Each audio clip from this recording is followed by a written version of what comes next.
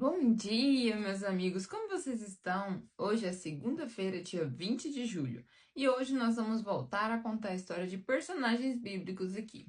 Bom, o último que nós contamos foi a história de Abraão, e agora nós vamos contar a história de Isaac, o filho da promessa de Abraão.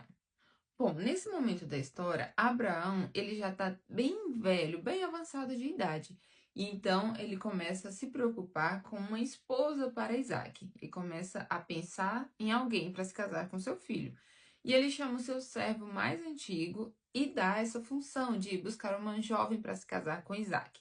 Mas ele não quer que essa jovem seja ali do meio de onde ele está, do meio das Cananeias.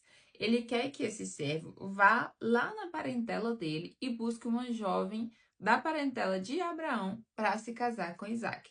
Então, o servo sai nessa missão de voltar lá na terra que Abraão morava, no meio da parentela dele, e buscar uma noiva, uma moça, para ser a esposa de Isaac.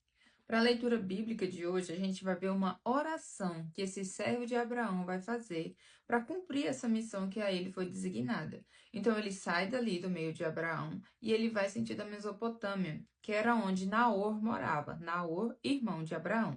E quando ele chega à porta da cidade, ele então faz uma oração a Deus. E essa oração que nós vamos ler agora. Leitura bíblica de hoje está no livro de Gênesis, capítulo 24, versículos 12 a 14, e na minha tradução fala assim: Então o servo orou: Ó Senhor, Deus de meu senhor Abraão, peço-te que me ajudes hoje e sejas bondoso para com meu senhor Abraão.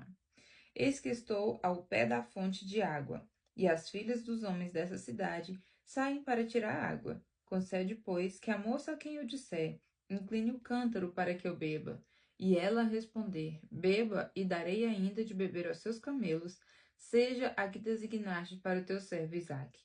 E nisso verei que foste bondoso para com meu senhor. Então, aqui é uma oração que o servo faz para que Deus o ajude a encontrar a esposa, para ele concluir a missão a que ele foi designado. E aí, então, continuando a história, aparece uma jovem. Assim que ele termina de orar, aparece uma jovem. E aí ele pede água para ela e ela responde exatamente como ele falou na oração. Oferece água para ele e também para os animais dele. E aí você pode pensar que foi uma coincidência. Então, o servo pergunta para a jovem o nome dela.